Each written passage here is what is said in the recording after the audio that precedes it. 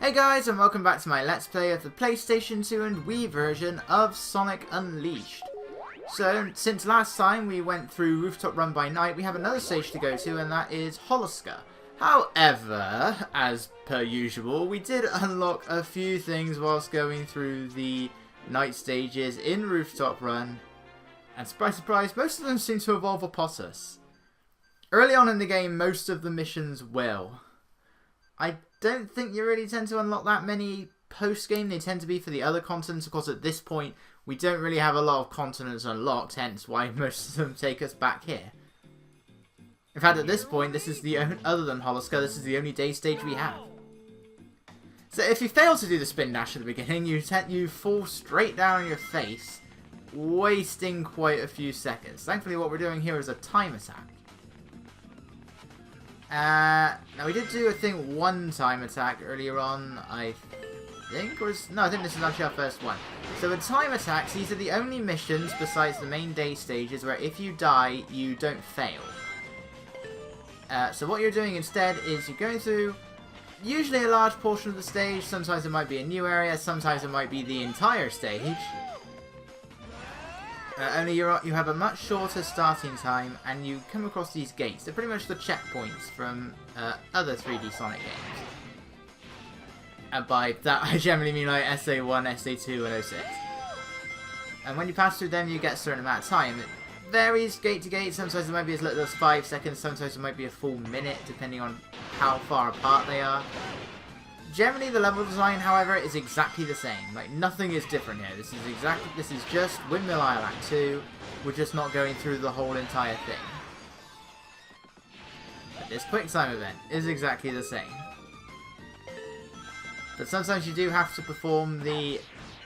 you have to get to the more difficult pathways, as that's where the gates are going to be in order to extend your timer. Otherwise, you probably will fail. For the most part, the time limits are pretty generous. There's usually plenty of gates nearby. Sometimes there is one that we'll be getting to... actually, I think it's later in this video, where the gates are very close to each other, but they're very hard to get to, and they don't give you much time. It doesn't help that this part also... that same mission, really, in this part, also contains one of my least favourite item boxes to grab in the entire game. And it's all because of a particular gimmick that we'll be getting to when we get into Holoska. By the way, don't boost there, because that isn't like a green bush or anything, that's a solid object. If you boost there and miss that dash pad, you're going to go right into that green field, and you will fall to your death. So don't boost there. Otherwise, you will die. And one thing that is a bit weird about this version of the game is you don't actually have checkpoints. Like, even like those gates that give you the time, they're not actually checkpoints. They look like checkpoints, but they're not. If you die, you usually just go back like a short distance. It depends on the stage. Sometimes they do send you back quite a way. But usually you only go back a short distance. If you die as the werehog, a load of green aura will appear, and that will refill Sonic's health bar. Like, you don't fade to black at all. If you're doing certain missions, you'll die, but other than that, you don't actually die. You don't actually like respawn at all as the werehog. You just come back to life. Unlike the HD version, where there's checkpoints both in day stages and night stages. It's like these time refills are the closest thing we ever get to an actual checkpoint in this version of the game. Anyway, we unlocked another ability whilst going through Rooftop Run. And this is the Beatdown. A move I don't really tend to use very often. You pick up an enemy up, and you can smack them into the ground. That will hurt other enemies, like that one there. Although these guys have infinite health. And then if you keep a hold of the button, Sonic will jump up into the air and deliver one final smack. It's quite useful on the Dark Frights, but that's pretty much the only enemy I'll ever really use it on, unless I am successful in some way in grabbing a killer bee, which usually when they're stunned, Sonic still doesn't like to pick them up. So it's something I don't tend to use that much. It is an ability in the HD version that I also don't tend to use that much. I find it better to just throw enemies, especially in the HD version, where throwing enemies is actually a lot more damaging than it is just to punch them. If you go after every mission as they unlock, you won't be able to enter a Gaia gate when you first enter the building, but once you've completed that day stage or that night stage, whatever one is available first, you should find yourself having enough medals. Like in this case, I already had enough sun medals, I think, but I didn't have enough moon medals, but by going into Rooftop Run and getting all of the S ranks, I have more than enough so I can now open this door. And this happens in almost every Gaia gate. I think Adabat is the only exception, because you don't really have enough missions unlocked by that point. And I just say, these temples are really freaking dark. So the main issue with the PS2 version is just this game is so dark. The Wii version is a lot brighter. In some cases I do find that to be a bit of a problem. I think I mentioned this in like part 1 or 2.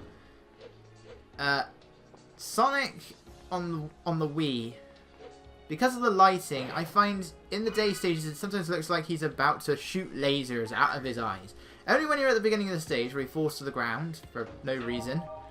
Like, it looks like he is about to shoot green lasers out of his eyes. And the werehog almost comes off as luminescent. It's like he glows in the dark. So I find that to be a bit distracting. But at the same time, you know, you can actually see what you're doing. Because Sonic does have his own models in the Wii version. These are different. Sonic is a much paler in colour. I think his spines are a bit different, and they actually move in the Wii version, like when he's running along. I'm not entirely sure. My experience with the Wii version isn't that much. The main reason I just don't like the Wii version is because of the motion controls. You know, I can play without the motion controls, but what that means is I have some very unresponsive button inputs where I have to alternate X and Y while punching with the werehog. And I, for the life of me, can never remember how you get all of these items in one go. I hate this Gaia gate. This is one of my least favourite Gaia gates. Thankfully, if you hit the sunbeam, Sonic will transform back to the werehog much faster than he normally would. But still, I hate this. I can never work out how you're supposed to get both item boxes in one go. You probably need to go after the other one first. But still, I can never remember how you're supposed to do this. And of course, you've got to try and not to step into the light. Whoa, what happened there? The guy zipped out of the box. You've got to be careful not to step into the light while you're putting the crate down. So try and put it down there. And then you probably just have to take this one backwards. Well, no, because then how are you supposed to pick up the other one? I don't know. I find this so confusing. It's done. That's all you need to do. I mean, if you're struggling, just die. You don't lose lives in the Gaia gates. Just die and everything will reset. But you'll still keep all of the items you've collected. So that's your best bet. Just do that. We'll be coming back in here later on when we get to the day stages, but for now, we have a different set of day stages to worry about. And what's weird is that one of those missions that we just unlocked is in Holoska, which is extremely weird. We are now about to do a mission in Holoska before we do the main mission. Before we've even gained access to the Gaia gates, we can now go and play a mission in Holoska. But before that, we have another one to do in Apostos. With all the tutorials and everything else, Apostos is definitely the one that has the most stages, but that is mostly tutorials. And it's the only one that has 2 day stages. Although that first day stage is like much shorter than the second one, they're still much longer than the one in the HD version. That little 45-second level. That's actually one of the more difficult ones to S rank. And it's just another collect the rings mission. Prepare to see a lot of these, by the way. These are the most common missions in the game. Usually it's 100 rings, occasionally it can be more. I think there's like 1 or 2 that are 200 rings. I think there's a few that are like 150. I want to say there's 170. I think there's one where you do have to collect 70 rings, or 75. And then there's one that's 250. Or 280 I think is the number you have to collect. That's an Eggman Land. That's the last one we'll be doing. It's either the last one we'll be doing or the last main one we'll be doing. There may be an unlockable one somewhere. I don't remember what all the missions are. Even though I have been playing this game for 10 years, I still do not remember what mission is what when you unlock them. I mean, I haven't played this game every year over those 10 years, but I did play most of them. It was like, I had 3 games that I always tend to play completely unintentionally for a while. I played them every single year, and they were Burnout 3, Sonic Heroes, and Sonic Unleashed. Eventually, I stopped as my collection got bigger. And I started to just think, you know, Sonic Heroes is really repetitive. But I still made it my thing to play Burnout 3 every year, but then eventually the collection started to grow. I had more games to play, so I eventually stopped playing Burnout 3. Which is a shame because that is one of my favourite games ever. So here we have a time attack in Holoska before we've even gained access to the Gaia Gate. Before we've even set foot in the hub world. I guess it's because you can potentially play the Holoska day stage before you do Rooftop Run. Because it's up to you which one you want to do first, but it also makes it a bit weird if you go for Rooftop Run first. So this time attack, you have a lot of these tiny gates that will only unlock 5 seconds, but trying to control this sled is not easy to do. You can drift, but it isn't really effective. That said, this thing is much better than the sled that you control in the HD version because what control? That thing slides around uncontrollably, and yet it is unbearably slow. And you can't really do anything bar move left and right and jump. So in this version, by the way, I hate that item box so much. That is one of the most annoying item boxes to get in the game. It is possible to turn around if you can get right against the wall just as you enter the cave. You can turn around, but if you do that, you have one more try if you've been good enough with the time gates. And you may just about have one more try to get that item box and get to the goal ring. Fail again, you're not going to be able, you can't turn around in time. But I hate that item box so much.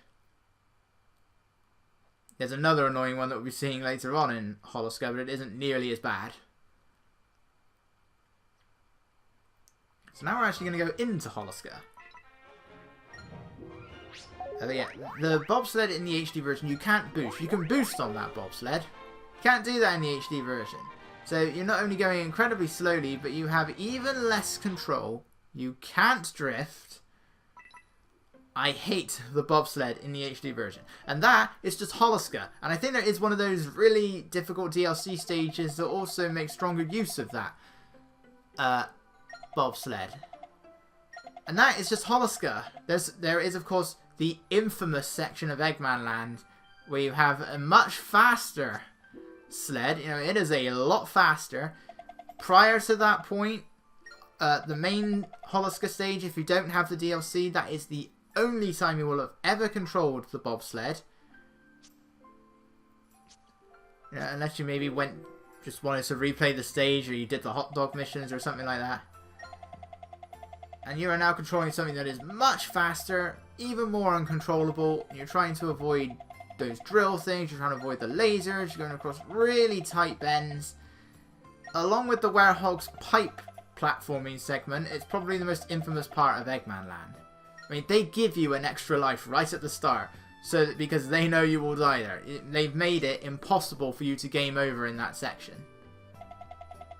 Just because they give you an unavoidable 1-up at the start. Because that's supposed to compensate for it. So anyway, welcome to Holoska. In the HD version, this is the smallest subworld by a long shot. At least in this part of it.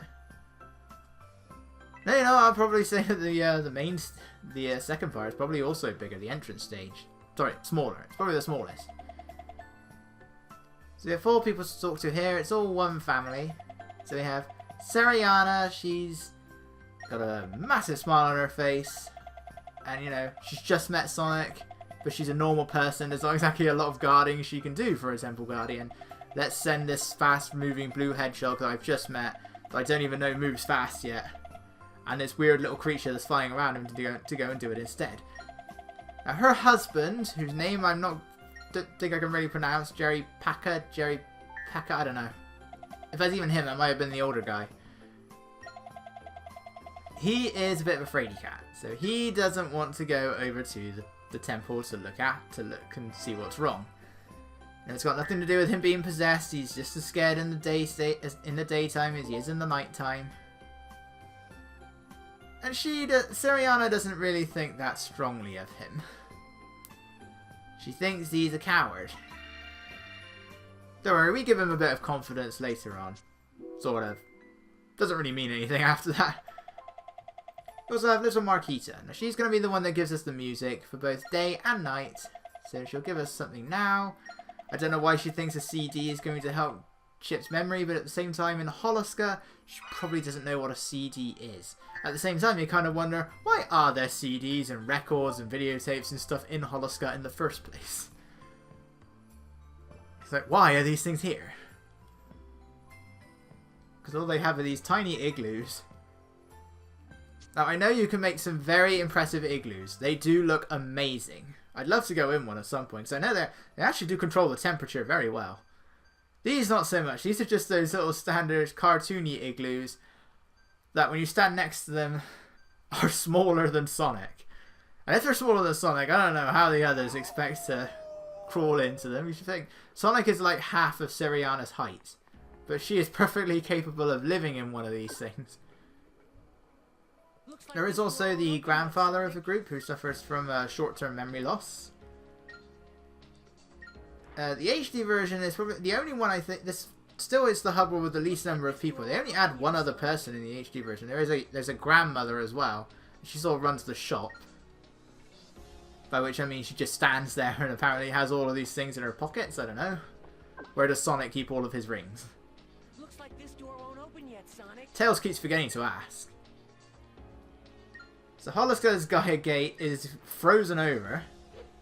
Better watch out because that ice is going to be pushing that rock away. That is going to be eroding this place quite a lot. There's actually windows in this version. I never noticed those windows before. I've been playing this game for 10 years and I've never noticed those windows. But it's still enough to make Sonic turn into the werehog.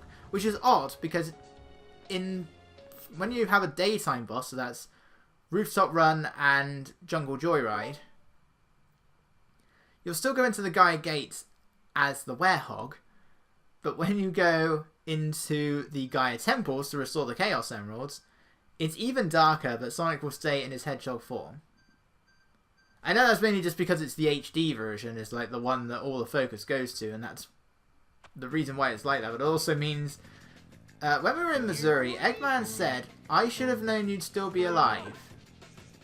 But just before we get to that, training video. So Holoska is where we would unlock the Stomp in the HD version, but we have it from the beginning, but only now we're learning how to use it, which is fine, unlike the Lightspeed Dash, which we've had to use multiple times at this point.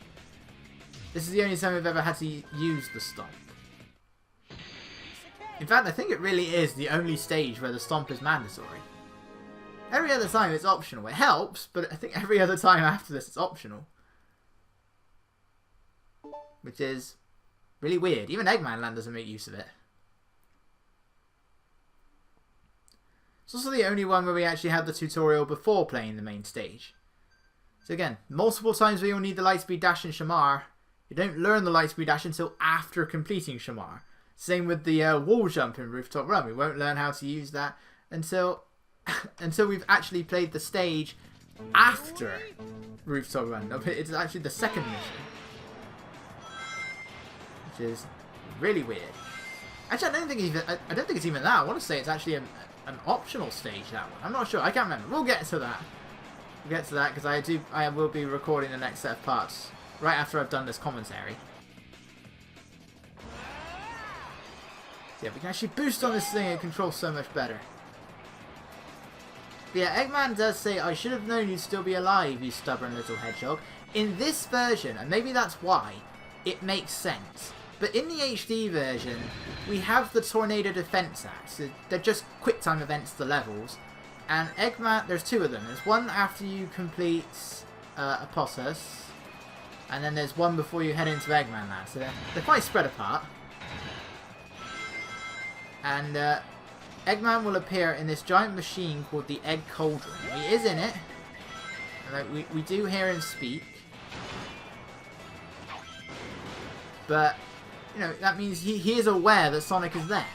But then he still says, I should have known you'd still be alive. He's like, Eggman, you know we're alive. You saw us earlier. It's like you were in the egg cauldron at the time. So maybe he just had a knock on the head or something. Then again, somebody in Missouri does throw a stone at him. Maybe that's why. Maybe that rock gave him amnesia. But very, very specific amnesia. I highly doubt that's the case. Anyway, I messed up that jump. But that is not the most confusing thing that's about to happen. So I do all of this normally. Hit the ground, boost.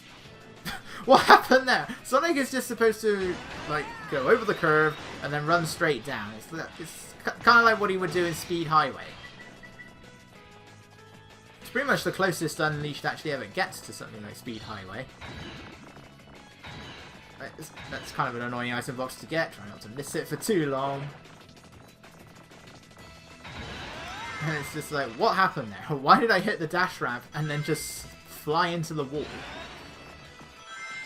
But there's something I like about this version. Is like, if Sonic actually is running really fast and he hits a wall, it makes like a smacking sound effect. Like that, like what he does there. It makes a smacking sound effect, and then he like takes a few steps backwards. If he's in close proximity to a wall, and you're boosting into it, like he was boosting there, but I think the boost was about to end. That's why it didn't work. I have never been crushed by those walls. I don't even know why they're there. Maybe if you don't boost? I don't know. I've never been crushed by those walls. But if you smack into a wall whilst boosting, Sonic will actually just... He literally just smacks right into it. And I think he does go flat. Like, he almost turns into a 2D object. And then he just falls in that same position. You know, head to the side. Hand is in a arm in a right angle position. And then he just falls straight down flat. Like a bit of a cartoonish look. And I really do like that. That's not in the HD version, but I love that here. It's like, sure, it wastes time, but it's funny. It's cartoonish, and I like that. I think that's the first time we're introduced to the blue spring. So if you hit a blue spring, it initiates a quick time event. They're very common in the HD version, but quick time events aren't used nearly as much here. They're rarely used at all. I mean, usually it's just those ramps where you have to hit circle, circle, X, or circle, X, circle, whatever. And then sometimes you'll come across the blue springs that will send you to these jump pads. They're the jump pads from Sonic Adventure. Only instead of just hitting the jump button, you have to hit the respective button that comes up. The HD version is full of that, and there's also like other jump ramps that will require you to, well, like they require you to hit all sorts of buttons. There's a lot more buttons that you need to press in the HD version. Some of them under very strict time limits as well. So that you have to hit a lot of buttons, otherwise you will die. I hate that in Eggman Man. And also, if the faster you do it, the more points you get. Because the HD version is based on points. This is just based on time. Same with the Werehog. That's based on time, rings, and force. HD version, it's all based on score. So it's a combination of your enemy score and how fast you beat the stage. You do get points for other things, but they're pretty insignificant. It's mainly just you're going to want to get enemy score and time. And I think for the most part it is possible to do it without doing that many quick time events that give you bonus points. Unless it's a Titan or a Big Mother, because they give you like 40,000 and 20,000. See, this ring mission is different. You get 150 rings. This part is a bit of a long one. It's like 28 minutes long, but that's mainly just because if I split it in two, not a lot would happen in the first part. And then the second part would have just been Holoska and it'd be really short. So I didn't really see what the point was to have two relatively short parts right next to each other. Having some long parts and then another short part or something like that, I don't mind too much. Like, we just did the tutorials for the Werehog and Apostus, and then we had a separate part for the main stages, but at least that second part was long. This wouldn't be. These would be two short parts right next to each other. I don't like that. As long as it takes for these videos to upload, this 28-minute video is probably going to take a good 9 or 10 hours. I still don't like uploading small videos. It is kind of refreshing when I get to, because it's like, oh, this is actually going to upload in like 4 hours. I don't know why it takes so long. Something about my internet. Everything else about my internet is nice and fast. I don't know why YouTube uploads take so long. But they do. And this is where I fail. But I love the failure music. Not my best run.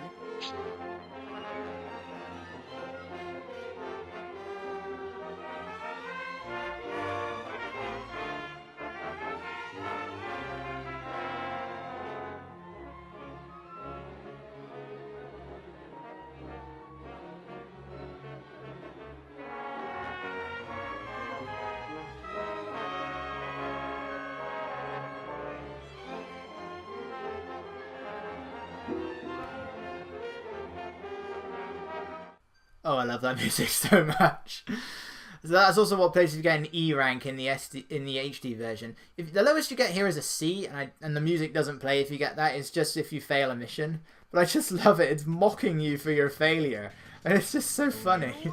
They're deliberately playing the theme song badly. I love that. Black Knight kind of does something similar, but it's not really. It's not like mocking you. It just plays like a more sad sounding piece with more violins.